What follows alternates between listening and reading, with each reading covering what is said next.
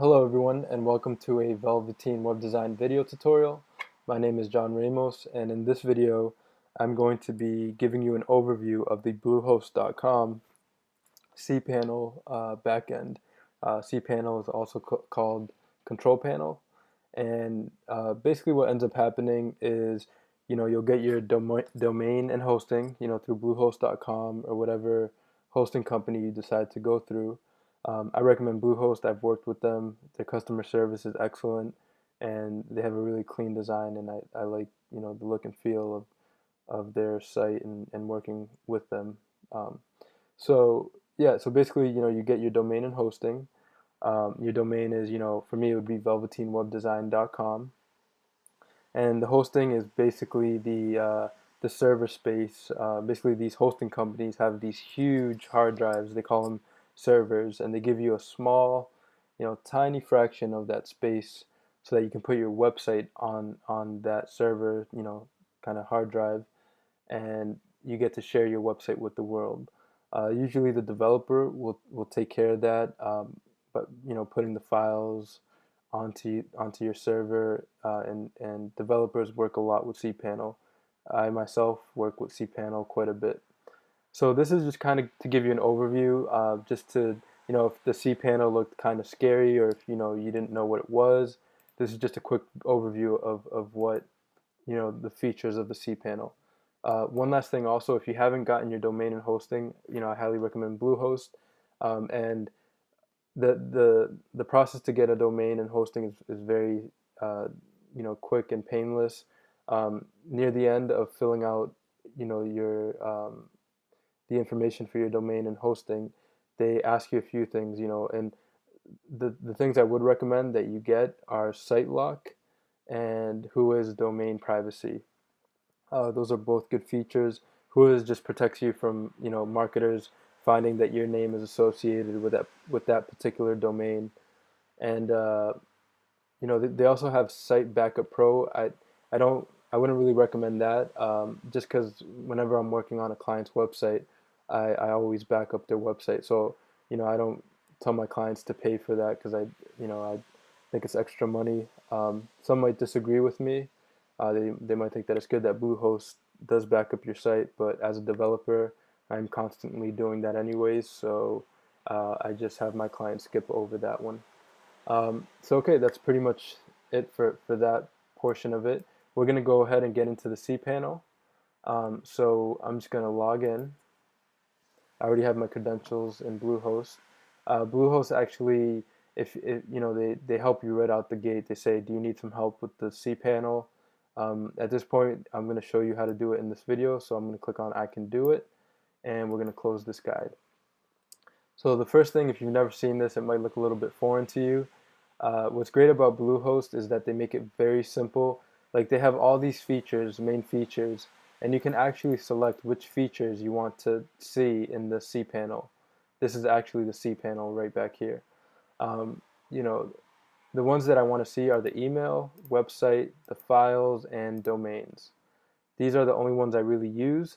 I sometimes use database, but for this video, I won't get into that. That'll be for a later video, a more advanced topic. So basically, we have email here, and if you click on email, it's loading here. This lets you set up a new email account. So if I wanted to set up a new email with my domain, I would type in, John at, this is one of the domains I have, John Ramos Computer Service or Velveteen Web Design. I'd put in my password and my password again. And, one thing you want to do is make your mailbox quota unlimited. The last thing you'd want to happen is if you're getting a lot of email to this inbox, that you stop receiving emails and then you're like, oh, why did I stop receiving emails? And it's usually because you set your quota to 250 megabytes or whatever megabytes you set it to, and you've reached that quota. If you set it to unlimited, you'll never reach a quota and you'll always get your emails. So I have a few email accounts set up here. It's very easy to do. Just name, password, and click unlimited and then create account. All right, let's go back to the cPanel. And another nice feature is that you can check your mail right from the cPanel. If I click on check webmail, I just put in my email address and my password, and then I have 3 email clients that I can use. I can use Mailhorde, Squirrel Mail, and I think the other one's Roundcube. You can use any of those, and you can check your email right from Bluehost. This has come in handy for me. Let's say I haven't been at my computer. What I do is I just go on my smartphone, log into Bluehost, and access my webmail through Bluehost. It saved me a few times when I really needed to send an email. And you can actually link your email to your smartphones, and there's programs that let you do that. So that's the email. Um, I won't get into free anti-spam or premium anti-spam. I don't really use those. Website, this is something I actually use quite a bit. The one I use is install WordPress. Let's say you don't have a developer and you want to, kind of build your own website. WordPress is a great tool for that. It's a content management system.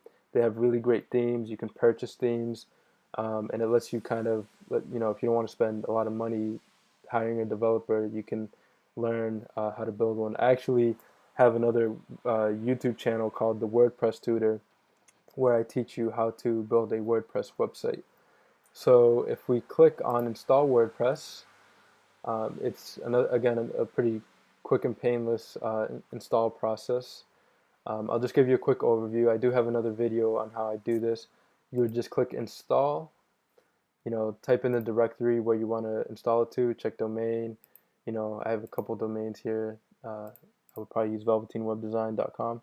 And then, the directory, you can actually have multiple websites in different folders or directories under one domain name, which is actually very useful.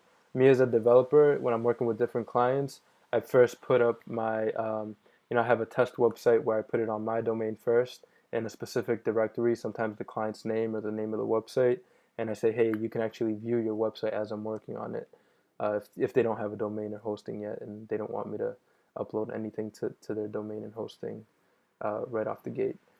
So that's pretty much it. If you want more info on again, building a WordPress site, I recommend going to, just type in the WordPress tutor into YouTube, and I have plenty of videos on how to teach you on teaching you on how to build a WordPress website. So I'm going to close this. Basically, that's all I use here in the website area. This is another area called files. Again, this is more for the developer. File Manager lets you kind of add files to the hosting account so that your website can go live.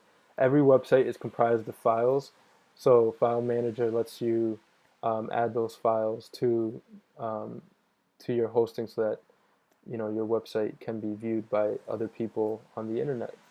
WebDisk, I don't really use. FTP accounts, again, is more for developers.